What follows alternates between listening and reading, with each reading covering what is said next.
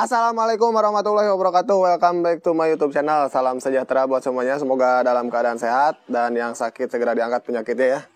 Masih kita bahas otomotif ya. Di sini kita ada garapan Shogun. Nah, motor ini keluhan pertamanya ngebul. Kita lihat untuk bagian knalpotnya ya. Kalau ngebul gampang nih, tinggal lihat di sini. Nah, di bagian knalpot ini kalau misalkan ngebul, kadang-kadang ngebul itu kan gak kelihatan ya. Jadi kita ngeceknya dari sini. Tuh. Nah, hitamnya dari knalpot ini basah. Ini karena ada oli yang terbakar. Kalau oli terbakar ya sudah pasti ngebul. Nah, itu keluhan pertamanya. Kemudian untuk keluhan kedua, motor ini kurang bertenaga. Nah, ini motor ini kurang bertenaga karena kompresinya sudah lemah tuh. Lemah banget ya. Tuh. Ya, pantas ya. Dan keluhan ketiganya, motor ini mesinnya kasar. Nih kita hidupkan dulu ya biar kedengaran. Nah.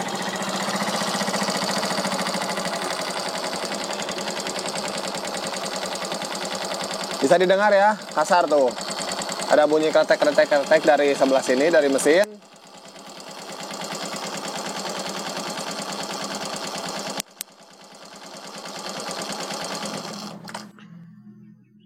Tuh ya, bunyinya seperti itu. Jadi kalau ini sih sebelum dibongkar juga udah ketahuan ya, masalahnya pasti di piston. Karena yang pertama ngebul, kemudian kompresi hilang. Bukan hilang ya, jadi berkurang maksudnya. Dan di mesinnya kasar. Analisa saya ini masalah di piston. Ngebul kan disebabkan dari oli terbakar. Jadi ring sehernya ini sudah aus. Kemudian oli masuk ke ruang bakar dan terbakar, menyebabkan ngebul. Yang kedua, kompresi berkurang juga karena piston atau ring piston ya. Mungkin sudah lemah, jadi kompresinya pun lemah. Dan yang paling jelas, keluhan nomor 3 di sini bunyi mesinnya kasar. Jadi kemungkinan pistonnya baret ya. Untuk keluhannya cuma itu saja. Selanjutnya langsung kita bongkar saja ya biar lebih jelas. Dan kita cek sama-sama apanya yang bermasalah ya.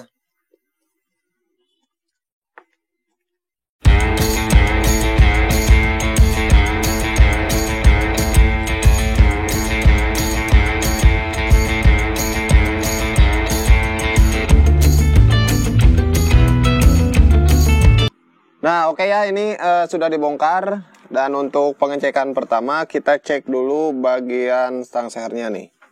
Karena kan ada bunyi kasar. Jadi nanti ketahuan apakah stang sehernya juga kena atau enggak. Cara mengeceknya cukup seperti ini. Nah, ini ditarik, kemudian dengarkan suaranya. Nah, untuk stang sehernya ini aman ya. Berarti nggak perlu ganti stang seher. Namun yang lebih parah di bagian sini, di bagian pistonnya yang pertama ya. Nih, untuk pistonnya, nah ini baret ya. Nih baret, dan ring sehernya pun sudah renggang banget. Jadi yang menyebabkan ngebul yang pertama dari piston. Nah, jadi ring pistonnya ini ya. Parah. Ini yang menyebabkan ngebul pertama. Kemudian yang menyebabkan bunyi kasar di sini. Nah, ini baret. Jika baret seperti ini, otomatis piston sudah tidak pas lagi. Jadi goyang ya, naik turun seperti ini. Otomatis dia mentok ke dinding silinder sini. Jadinya bunyi kasar, kletek. Nah, seperti itu. Penyebab dari piston baret seperti ini, ya selain karena mungkin kurangnya perawatan ya, jarang dibongkar. Karena kotoran-kotoran dari sini itu, nih, kerak-kerak di sini. Nah, ini jika jatuh ya, akan masuk ke piston di sini dan terseret langsung jadi baret. Tapi yang paling berpengaruh untuk piston itu oli. Nah, jadi ini disebabkan karena olinya habis mungkin ya. Karena kemarin kata pemiliknya, ini kan datangnya kemarin ya, kemarin malam. Jadi saya baru bongkar pagi ini. Ini pertama motor tidak kenapa-napa, bunyinya halus, tapi ada ngebul. Nah, yang lucunya kata pemiliknya karena ngebul dia malu ya motornya ngebul, jadi nggak dikasih oli. Parah kan ya? Nah, padahal oli itu sangat penting. Kalau mau motornya normal, biarpun piston seperti ini, atau biarpun ngebul ya, oli harus tetap diisi.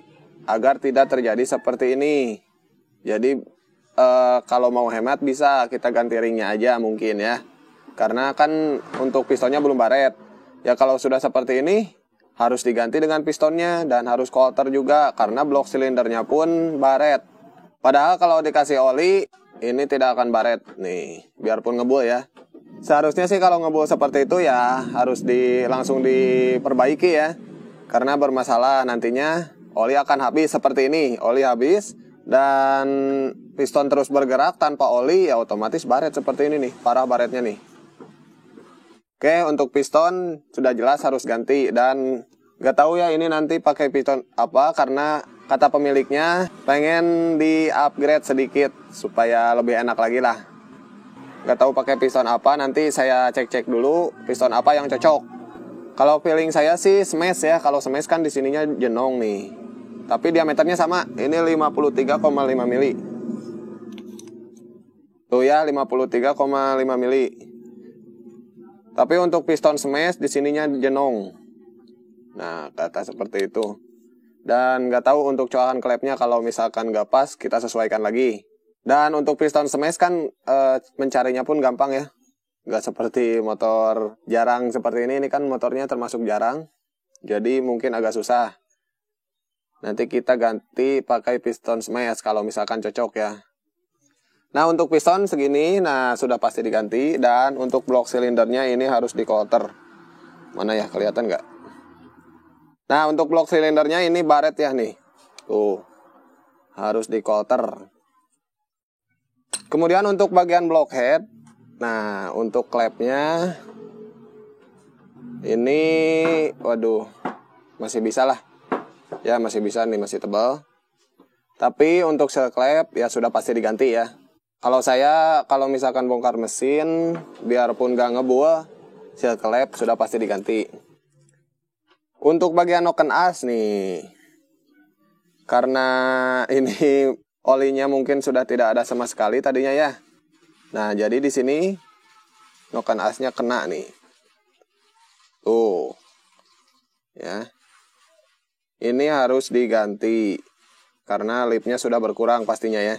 Dan ke performa mesinnya sudah pasti kurang enak. Tapi nanti disesuaikan dulu dengan biayanya. Kalau biayanya ada ya kita ganti. Kalau nggak ada ya kita akalin mungkin di amplas dulu lah.